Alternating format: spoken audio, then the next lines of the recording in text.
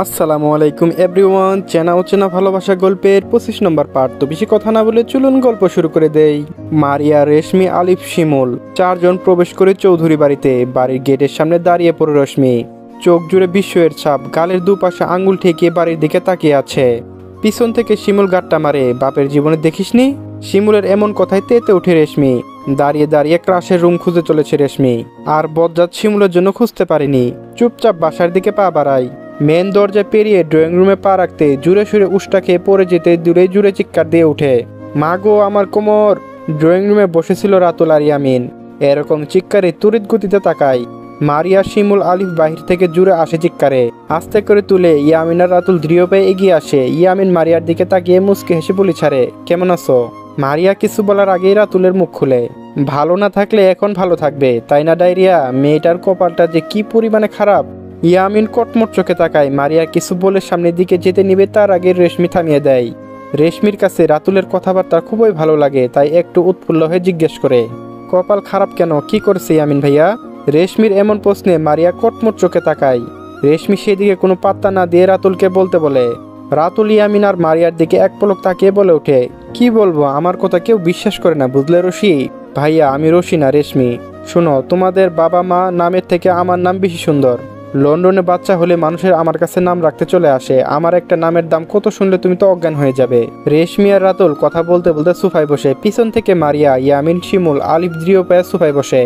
রাতুলের কথা রেশমি বিশ্বাস করেছে। উৎফুল্ল হয়ে বলে ওঠে, কি বলেন ভাসলেই? জানি বিশ্বাস করবে না, তাই আর বলতে চাইনি। আরে না না, বিশ্বাস করছি, আমার ভাইয়ের ছেলে হবে, আপনি একটা নাম ঠিক করে দিন। রাতুল বলে, ঠিক আছে, নাম ঠিক করে দেব, কিন্তু একটা শর্ত আছে। রাতুলের কথায় সবাই নড়ে চড়ে বসে। ইয়ামিন হয়তো বুঝতে পেরেছে কি বলবে, তাই সে কিছু বলতে মুখ খুলতেই নিলেই রাতুলের আর চোখে তাকানো দেখে সে আর কিছু বলেনি। রেশমি হাসি হাসি মুখে সব শর্ত মেনে নেয়। রাতুল সেইটা সুযোগ পেয়ে 32 পাটি বের করে বলে ওঠে, আই লাভ ইউ রশি, বিশ্বাস করো আরো ফাজলামি করলেও তোমাকে আমি সত্যি সত্যি ভালোবাসি। রাজি হয়ে যাও, বিনা টাকায় নাম ঠিক করে দিব তোমার বংশের সবার। রাতুলের এমন কথায় রেশমি বোকা বনে যায়, কি বলবে কিছুই খুঁজে পাচ্ছে না। মুখ আপনা আপনি চুপ হয়ে যায়। মারিয়া মিটমিট করে হাসছে। আলিফ কয়েকবার বলদ বলদ করে আওড়ায়। শিমুল মুখ চেপে রেখেছে। ইয়ামিন বিরক্ত হয়ে মুখ থেকে চ উচ্চারণ করতে নিলেই দীপ্তি বেগম নাস্তা নিয়ে আসে। ইয়ামিন আর কিছু বলতে পারেনি। দীপ্তি বেগম নাস্তা দিয়ে চলে গেলেই মারিয়া উঠে দাঁড়ায়। উদ্দেশ্য আনায় রুম। আলিফ আর শিমুলও উঠে দাঁড়ায়। তার আগে আগমন ঘটে ফিকির। শার্টের হাতা ঠিক করতে করতে সিঁড়ি দিয়ে নিচে নামছে। রেশমি সেই দিকে একবার তাকে সোজা হয়ে দাঁড়ায়, একদম ভালোভাবে ভদ্র মেয়ের মতো। চার শয়তানের লাইন ধরে দাঁড়িয়ে আছে। ভিকি সামনে আসতে মাথা নামিয়ে সালাম দেয়। ভিকি মাথা নাড়িয়ে সালাম নিয়ে গম্ভীর কণ্ঠে বলি ছাড়ে, তোমরা এখানে? মারিয়া কিছু বলতে যাবে, তার আগেই রাতুল দাঁত বড় বড় করে বলে ওঠে, আমার আম্মা অসুস্থ তো, তাই আমার বউ আর শালারা দেখতে আসছে। ভিকি সেই দিকে তাকিয়ে সন্দিহান কণ্ঠে প্রশ্ন করে, এই যে দুইজন দেখতে পাচ্ছ, ডায়েরি আর রশি, এরা আমার বউ আর বাকি দুইটা আমার শালা। ইয়ামিনের শুকনা কাশি উঠে পড়ে রাতুলের কথা শুনে। ভিকিকে হাতের ইশারা করে চলে যেতে ভিকি যাওয়ার সংকেত পেয়ে আর দাঁড়ায় না। মারিয়া কটমট চোখে ইয়ামিনের দিকে তাকিয়ে সিঁড়ির দিকে পা বাড়াতে শিমুল আর আরিফ ডাক পড়ে। রাতুল দুইজনকে ধরে ড্রয়িং রুমের সোফায় বসায়। উপরে যাওয়া নিষেধ, আর আম্মার কাছে যাওয়া তো একদমই নিষেধ। আমার আব্বা নিজে এই অঞ্চলে করিয়াছেন যে তার পিতা ছাড়া আর কোনো পুরুষ মানুষই ওই রুমে প্রবেশ করিতে পারিবে না। আলিফ এই দুটাকে হারে হারে চিনে, তাই তাদের সাথে কথা না বাড়িয়ে চুপচাপ বসে পড়ে শিমুলকেও ইশারা করে। অন্ধকার রুমে একা একা শুয়ে আছে আনায়া। বাহির থেকে আসা সূর্যের আলো জানালা পর্দা ভেদ করে ছড়িয়ে পড়েছে রুমে। শরীরের যন্ত্রণা তীব্র থেকে তীব্র হচ্ছে, পা ফুলে উঠেছে। সকালে আবরার ওষুধ লাগিয়ে দেওয়ায় ব্যথাটা কমেছিল, এখন আবার ব্যথাটা বেড়েছে। আনায়া এক পাশে শুয়ে আছে, শরীর কাঁপছে মৃদু, হয়তো শরীরের ব্যথায় নয়তো পায়ের ব্যথায় জ্বর এসেছে। মারিয়ার রেশমি দরজা খুলতে ব্যর্থ। পাসওয়ার্ড আবরার ব্যতীত কেউ জানে না। কয়েকবার ইয়ামিন রাতুলকে বলেও লাভ হয়নি, তারা ভুলভাল পাসওয়ার্ড দেওয়াতে আরও সমস্যা তৈরি হচ্ছে। তারা চারজন ব্যর্থ হয়ে বাহিরে চলে আসে। চারজনের মুখটা কালো করে বেরিয়ে আসে। মারিয়ার ভেতরটা ছটফট করছে। কাল রাতে আসতে চেয়েছিল, আবরার আসার কথা শুনে আর আসেনি। কোনো শান্তি পাচ্ছে না। সন্ধ্যায় আবার যাবে বলে ঠিক করেছে। বিকাল 5টা, আমজাদ চৌধুরী আবরারের অফিসে ফিরেছে। রাতুল চেয়ারে বসে টেবিলে পা রেখে মোবাইল গেমস খেলছে। ইয়ামিন কিছু ফাইল দেখছে। আবরার অফিসে নেই। আমজাদ চৌধুরী অবস্থা আগের মতো নেই। রাতুল ফোনের দিকে দৃষ্টি রেখে আমজাদ চৌধুরীর দিকে তাকায়। দুইজনের দৃষ্টি এক হতে ফিক করে হেসে ওঠে। কি হয়েছে দাদা, দাদু পালিয়েছে? আমজাদ চৌধুরী তেতে উঠে এমন কথায় বিতাড়িত জ্ঞান ভুলে রাতুলের কলার চেপে ধরে। রাতুল সারাতে সারাতে বলে ওঠে, একটু ভালো করে খোঁজেন, পেয়ে যাবেন। আমার দাদু আবার লুকোচুরি খেলায় হেব্বি কাঁচা, চোখ কান খোলা রেখে খোঁজেন। একদম কথা বলবে না বেয়াদব, তোমার বন্ধুর কথা শুনে আর সারা শহর খুঁজেছি, কোথাও নেই। তোমরা কি এখন আমাকে পাগল করবা নাকি? ইয়ামিন দৃঢ় কণ্ঠে বুলি ছাড়ে, আবরার যা চায় তাই দিয়ে দেন, তাহলে দেখবেন সেখানে থাকুক না কেন নিয়ে আসবে। আবরার চৌধুরী শক্তপোক্ত চোয়াল নরম হয়ে এলো, মৃদু সুরে বলে উঠল, আবরার কোথায়? বাসায়। চৌধুরী বাড়িতে আমেনা বেগম এসেছে 2 দিন হলো, এখন পর্যন্ত মেয়ের সাথে দেখা করতে পারেনি। নিজের ভুলের জন্য অনুতপ্ত, অনুশোচনা কাতর হয়ে উঠে আমেনা বেগম। মেয়ের সাথে এত বড় অন্যায় করার পরও তার সামনে কিভাবে দাঁড়াবে এই ভয়ে প্রকোপিত তার অন্তর। অনুশোচনার দহনে পড়ছে। আয়শা জানলে হয়তো এতদিনে মা মেয়ের সম্পর্ক জুড়ে দিয়ে দিত।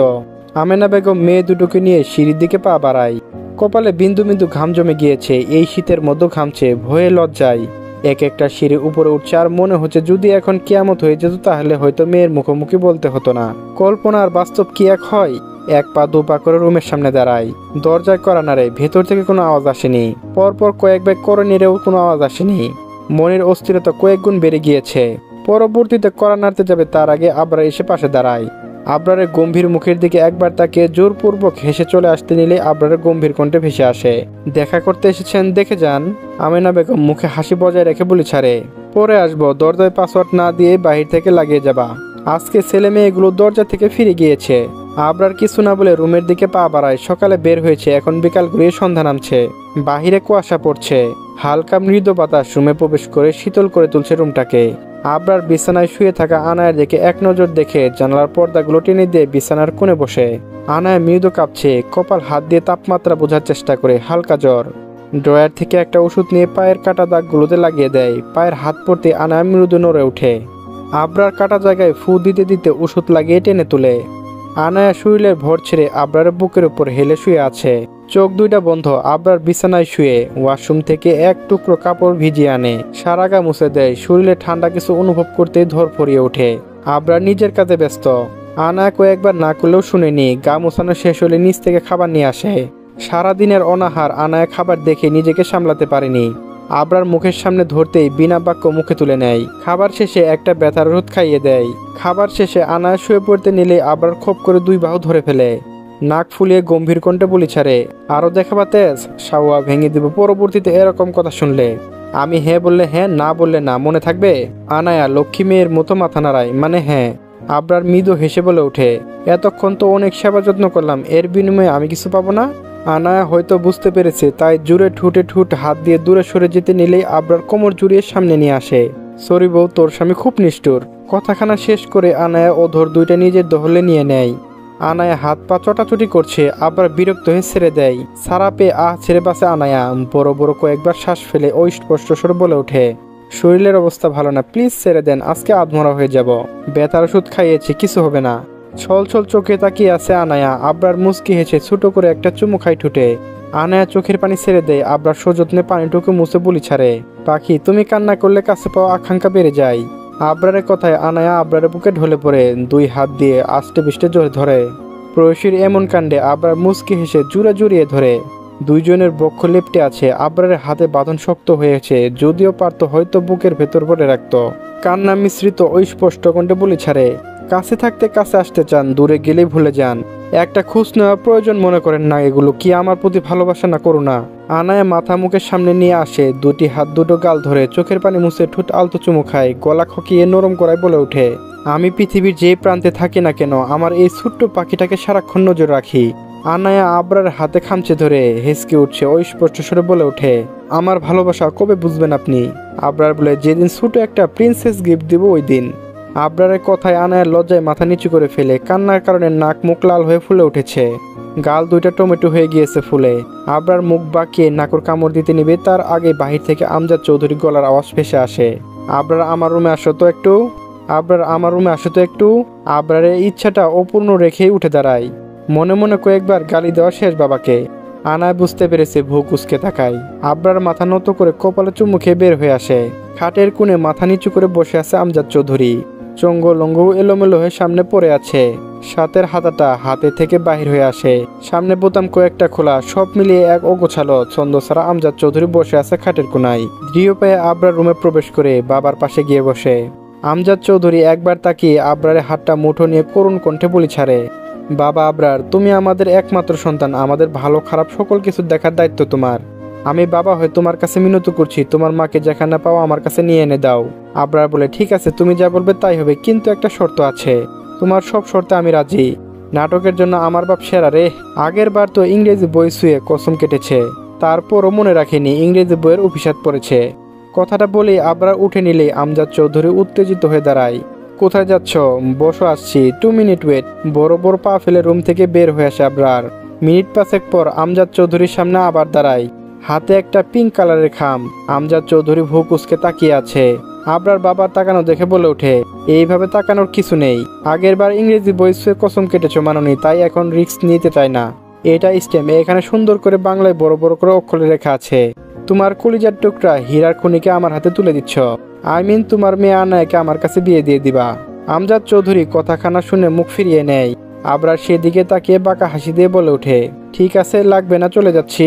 তোমার যদি বউ না লাগে আমারও লাগবে না। বিয়ে না করেই যদি দাদু ডাক শুনতে চাও তাহলে আমার আপত্তি কিসের? আমজাদ চৌধুরী কয়েকবার নির্লজ্জ বলে গালি দিতে ভুলেনি। এই মুহূর্তে আয়শাকে দরকার, এই ছেলেকে পরে দেখে নিবে। তাই মুখ দিয়ে অন্য কোনো কথা বের করেনি, হাত বাড়ি কাগজখানা হাতে নিয়ে সাইন করে দেয়। সাইন করার শেষে আবরার চলে যেতে নিলেই আমজাদ চৌধুরী মুখ খুলে, তোমার মাকে কবে খুঁজে আনবে? কাল সকালে বের হব। আজ রাতটা একা থাকো, বেশি সমস্যা হলে আমি কিংবা আনাকে ডাক দিবে। আবরার যেতে যেতে কথাগুলো বলে। আমজাদ চৌধুরী খাটের ভর দিয়ে বসে আছে, শরীর এখন অনেকটা পাতলা লাগছে। আবরার যেহেতু বলেছে যাবে, তার মানে সে খুঁজে আনবেই। তাই খুশি খুশি মনে ওষুধ খেয়ে শুয়ে পড়ে। চলবে। গল্পটি কেমন লাগলো অবশ্যই কমেন্টে জানাবেন। আর পরবর্তী পার্টও আপলোড দেওয়া হচ্ছে, তো সবাই দেখে নেবেন। আর যারা এখন এই চ্যানেলটি সাবস্ক্রাইব করেনি একটু কষ্ট করে সাবস্ক্রাইব করে নেবেন। ধন্যবাদ।